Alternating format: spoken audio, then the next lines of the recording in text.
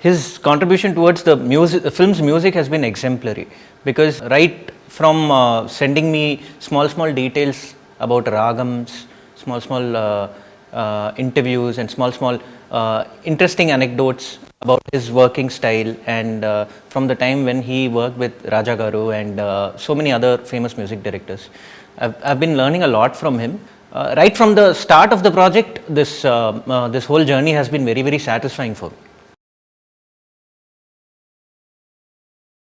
The X factor, I would say, is Hanu is eccentric and I am equally eccentric. So it is like two mad people making music and making a very good film, which touches the core of the audience. Hanu and me always have this kind of one gentle fight about which song is better. I'm very happy with the response that we've got on the songs, because on the musical side, we've tried to be very rich.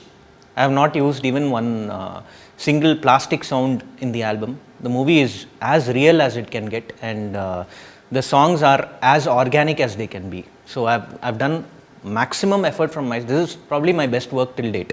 So it's an album that will stand. Hopefully it will stand the test of time. See, one is we all miss SPB sir. There is no one who can fill that void. The only person I could think of to sing those songs, the two songs that released, other than SPB, was SPB Charan, because he's got the same voice texture, he's got the same intonation of singing, he's got a very similar style of delivering, and a voice timbre that matches SPB Garu. We decided, okay, let's.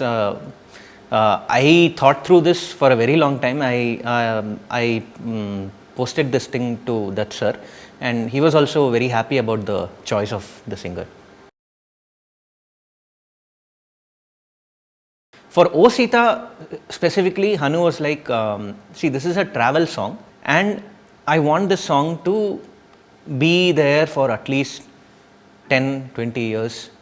The shelf life of the song has to be that big. For a song that demands that kind of an approach, I would rather turn back time and go back to the 70s or 80s, where there was this typical mix and mash of when Ilayaraja Garu and SPB Garu were like ruling the music industry to a great extent. This song has a slight inspiration from that time. So it is like turning the clock back in time to probably the 70s or the 80s. So that was the brief given to me. Intandam song was the song that was first done for the film. Initially it was a rain song, but the way they have shot it, a rain song would just be an understatement. Right now it is on a completely different level. The song is melodious, the song is soothing, and I have not used any synthetic instruments. I have only gone with everything live. So it's a lot of hard work put, and the kids who sang in the song, the chorus portion of the song, that then Veena, Punya ma'am, it's a lot of work put in by not just me, it is by the entire team, my wife, my engineers, all the instrumentalists, everyone. I wouldn't say I have faced any challenges. Yes, there are a few challenges in making every song sound different. When I decided to sit and compose for this film, one thing was that since I'm not going to use any electronic instrument or any any synthetic instrument, I decided that every song should sound different. So the wide range of instruments that I've used, live instruments that I've used, mark for the difference in each and every song. That was the challenging part, because composing a classy tune, it comes naturally to me, but something that is very that holds the test of time, that comes only through live instruments and organic music. So I've tried my best to push that. Actually, the film is such that you do not require a song like that, because the film is very real, It is not a usual, it's not a very, very light-hearted film. This film will really, when you go and watch it in theaters, it will really do something to you, because it's deep, it is real, and it is, when we see these regular films, we have this hero intro and we have this heroine intro. That kind of grammar is not there in Sita Ramam. It is very, very real and rooted, and it really, it's like when how people used to be when in the 1960s and 70s, how people really used to be. That is the way it's been shot, and that is the character of the film. So this film actually does not require anything like that. Mainly, what I've done is, I've done a small research based on songs that came out in between 1960s and 1980s, Telugu film songs. And one thing peculiar that I found out in all these songs were that they were mostly based on Hindolam raga. So I have not gone and used Hindolam raga, because I wanted this song to, though I wanted it to sound periodical, but at the same time the usage of instruments and everything has been done according to that time. Like we have veena, we have violin, flute, guitar, and there is a certain plethora of Middle Eastern instruments that I've used in the film. The other few songs that were hits in between 1960s and 80s were from other ragams. So I have tried to specifically concentrate on that, and I hope I've done justice to the whole thing.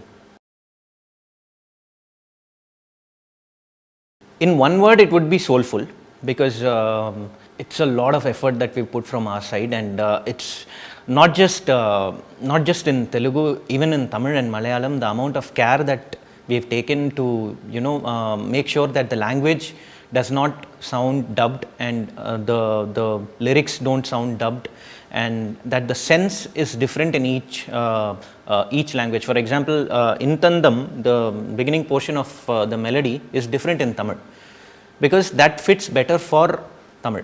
Going through those comments in YouTube also makes me feel really happy, because there are people who recognize that. All the lyricists, the whole team has been working really hard and getting to get the output. It's a very different kind of a ragam. It's loosely based on Khamaj and a little bit of Nattabhairavi here and there, but actually the basic idea of this thing is, the song is, it is synonymous of a kind of a wedding, but not a very, very, very, very celebrative South Indian wedding. Something that is very, very, when two hearts meet, there is a rhythm between them, something like that. It is not with, when we have a wedding, we have like some thousands and 2,000s of people coming in. This song is not like that. It is just two hearts celebrating love and discussing their wedding, discussing their marriage, discussing their future, something on a very close question answer kind of a session. And this was penned by Sirivenela Sita Ramam Shastri Garu, who is no more with us, but you won't believe the kind of interactions I've had with that man. He is a gift to Telugu language, because not just Telugu language, he's so well versed with alankarams, he's so well versed with alliterations and figure of speech and the power of language, that I had a conversation with him for 3 hours sitting in the composing session. He came to the composing session and graced me with his presence and sat down, and we were just randomly talking about the beauty of language, beauty of Sanskrit, Tamil, Telugu, Hindi, everything put together. He was one thing that I'll always still carry with me till the last moment is the fact that he said that I love the fact that you are good with language. The other day I was checking my Instagram account, and there was one comment that I received from a person, and it was like, I've been listening to this song for almost 50 times or 52 times or something. So that it means a lot, because they've been counting the number of times the replay has been, the play button has been pressed. Dulquer is a great singer. For all those who don't know, Dulquer is a very, very good singer, and his music sense is very, very good. And apart from all that, his presence in the frame as an actor.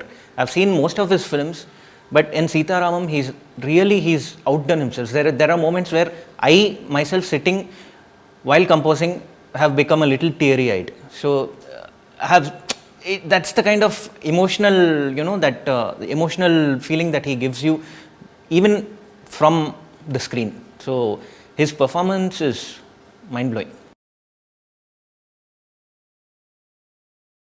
There's this song, the song based on the letter theme. This comes throughout the film.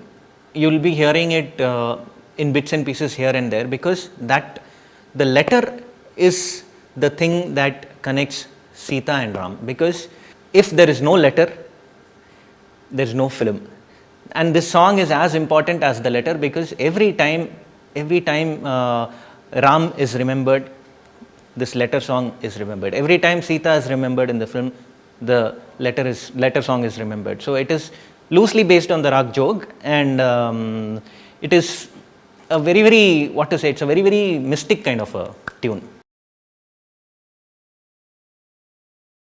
Swapna has been a great support for the entire music production right from the start, because even before, when Hanu narrated the script to me, she has already started asking how is the work coming along and all that. So the kind of interest and the kind of freedom that I got here, mainly with Swapna Cinemas and Vaijayanti Movies, I will always be very thankful, because this is the kind of freedom I don't get anywhere.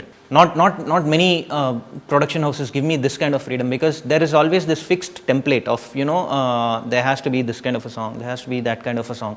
No, this is a journey that I've started while starting composing for Sita Ramam, and I hope this continues with Vaijayanti and Swapna.